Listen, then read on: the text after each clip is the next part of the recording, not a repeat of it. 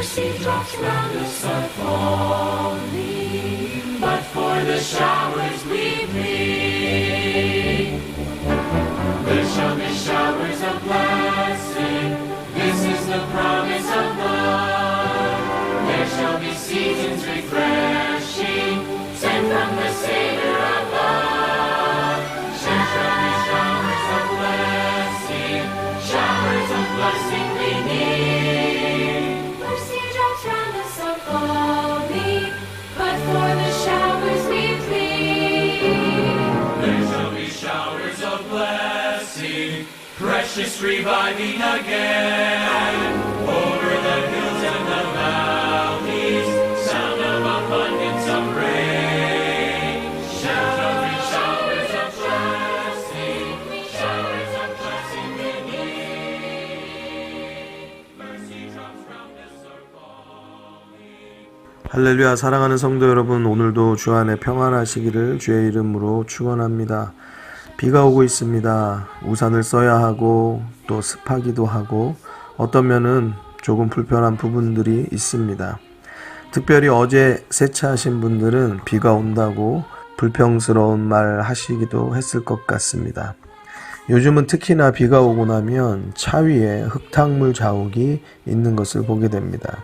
그렇지만 한번 생각해 보겠습니다. 우리가 사는 이 세상의 대기가 얼마나 흙투성이면 우리 차에 흙물 자국이 남겠습니까? 비가 저 대기 속에 있는 모든 안 좋은 공기, 황사 이런 모든 것들을 땅에 쓸어내려서 청소를 한 것으로 생각해 보면 너무나 감사하고 대단하고 또 신기한 일입니다. 왜냐하면 그 모든 대기, 그 공기의 모든 것이 우리 입을 통하여서 우리 안으로 들어오기 때문에 이것은 참 우리 건강에 중요한 일입니다. 한마디로 비는 대기, 하늘을 청소하는 빗자루인 것이죠. 우리가 만약에 이 하늘을, 이 대기를 깨끗하게 청소한다고 하면 이거는 도무지 가능하지 못한 일일 것입니다. 비는 대기만 깨끗하게 하는 것이 아닙니다. 우리가 사는 세상의 모든 곳을 깨끗하게 씻어냅니다. 산과 도로의 모든 나무의 먼지를 깨끗하게 싹 씻어내고 필요한 수분을 공급합니다. 또한 거리와 골목, 건물까지도 모든 곳곳 온 세상이 구석구석 물로 청소되는 것입니다. 가끔 길에서 보면 도로를 물 청소하는 차가 지나다니는 것을 한 번씩 보게 됩니다. 겨우 차가 지나가는 차폭으로 한 줄을 물을 뿌리고 가는 정도가 할 수 있는 전부입니다. 그래도 그 차가 지나가면 조금 깨끗한 기분이 듭니다. 만약 이 세상을 이런 장비를 동원해서 물 청소한다 하면 사용돼야 하는 물, 장비, 인력, 비용 이거 생각만 해도 엄두가 나지 않을 뿐더러 사실 가능하지도 않습니다. 어떠십니까? 하나님이 보이십니까? 비가 오면 비가 와서 불평하신 분들은 해가 떠도 또 덥다고 가물었다고 너무 해만 뜬다고 비가 좀 와야 한다고 불평하지요. 불평은 습관입니다. 우리가 불평하는 것보다 감사하면 역사하시는 하나님의 그 놀라운 기적과 섭리를 보게 될 것입니다. 사랑하는 성도 여러분, 성숙한 어른이라면 아이와 같은 단순한 마음을 버리는 것입니다. 그저 우리 눈앞에 보이는 대로 기뻤다, 슬펐다, 또 좋았다, 나빴다 하는 그런 단순함을 버리고 하나님의 도우심을 믿고 기도하며 또 감사하는 성도들이 된다면 그 행복은 우리 마음에서부터 우리의 삶으로 시작되어지는 것입니다.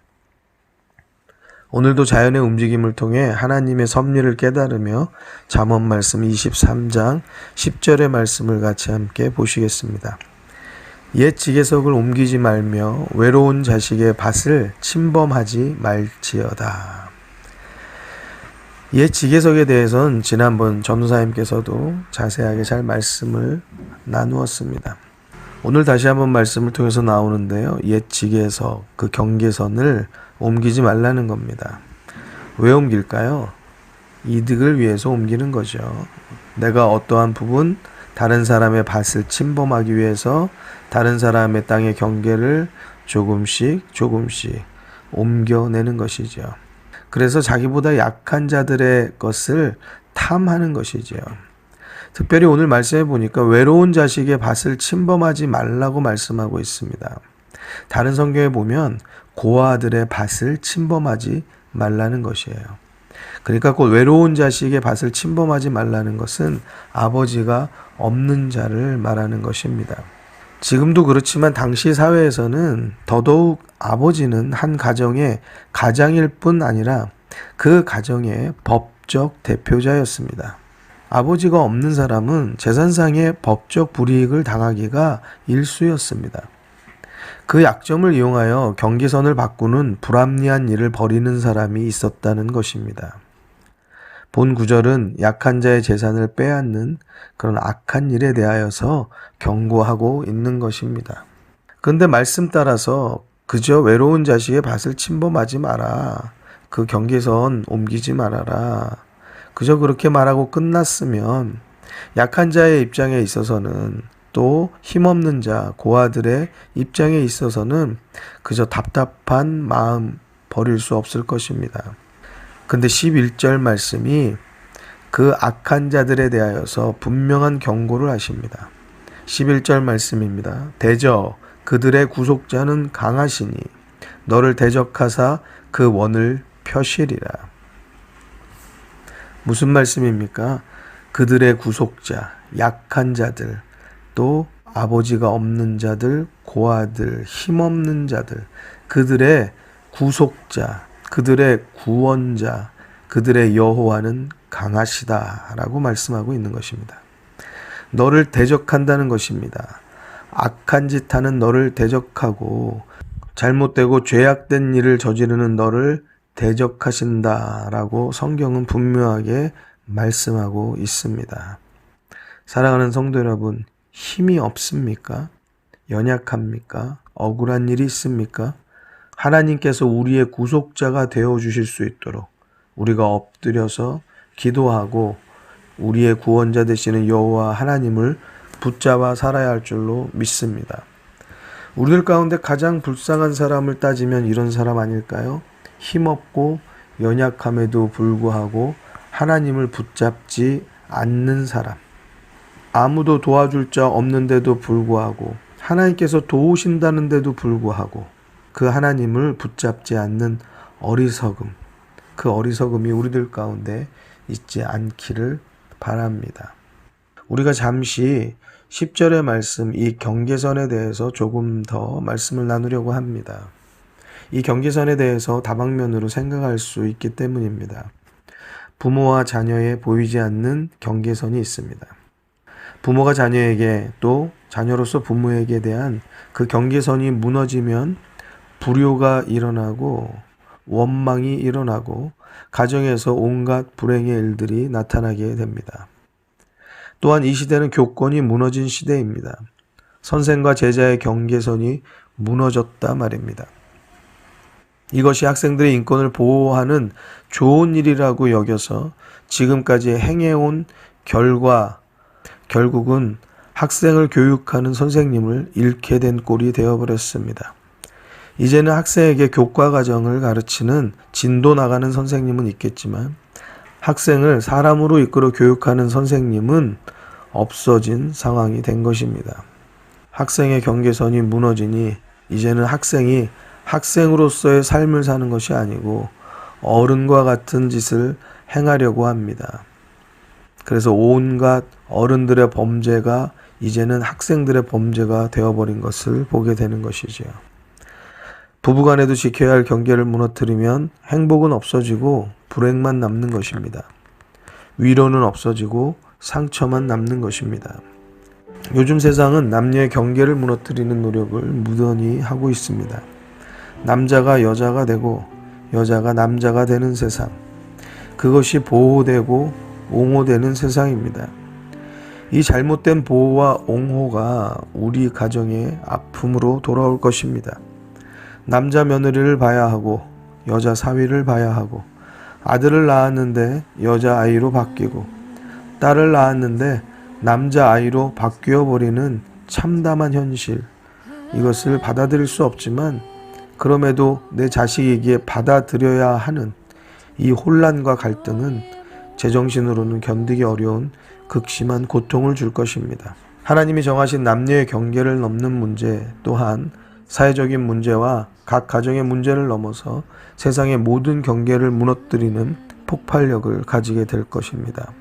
사랑하는 성도 여러분, 하나님을 두려워하는 마음을 가져야 합니다. 그 마음이 없으면 우리는 함부로 살아가게 돼 있습니다. 누가 경계석을 옮겨서 약한 자의 것을 빼앗으려 하는 파렴치한 짓을 행하겠습니까? 하나님을 두려워하지 않는 자들입니다. 누가 관계와 삶의 경계석을 옮겨서 하나님의 창조하신 섭리와 세우신 질서를 흐트러뜨리겠습니까? 하나님을 두려워하지 않는 자들입니다. 오늘 말씀 11절이 분명히 말씀합니다. 하나님은 강하시다. 악한 자를 대적하신다. 다시 한번 말씀드립니다. 하나님은 강하십니다. 그리고 악한 자를 대적하십니다. 사랑하는 성도 여러분, 하나님은 우리의 힘과 도움이 되시는데 우리가 죄악을 사랑하여서 그 하나님과 반대되는 자리에서 하나님과 대적되어진 삶을 산다고 하면 이것만큼 불행하고 이것만큼 잘못된 길이 어디 있겠습니까? 오늘 말씀이 저에게도 또 여러분에게도 가슴에 깊이 새겨지기를 소원합니다. 우리 가운데 어떤 선한 것이 있겠습니까? 그러나 오늘도 악한 것을 제하려 버리려 하는 우리의 마음이 있다면, 회개하며 하나님 앞에 나아가고자 하는 마음이 있다면 우리는 오늘도 선한 싸움을 하는 사람들인 것입니다. 우리 같이 이 시간에 함께 기도하며 하나님, 우리들이 하나님의 뜻과 섭리를 따라서 옳게 바르게 살고 또 옳게 바르게 교육하는 부모가 되고 또한 믿음의 사람들이 될 수 있도록 우리를 붙잡아 주옵소서. 우리 함께 기도하시고 또한 이제 우리의 자녀들을 교육할 사람은 우리 부모 외에는 없습니다. 하나님의 말씀으로 옳게 교육하고 바르게 인도하게 지혜를 주옵소서. 우리가 같이 함께 기도하기를 바랍니다. 기도하시겠습니다.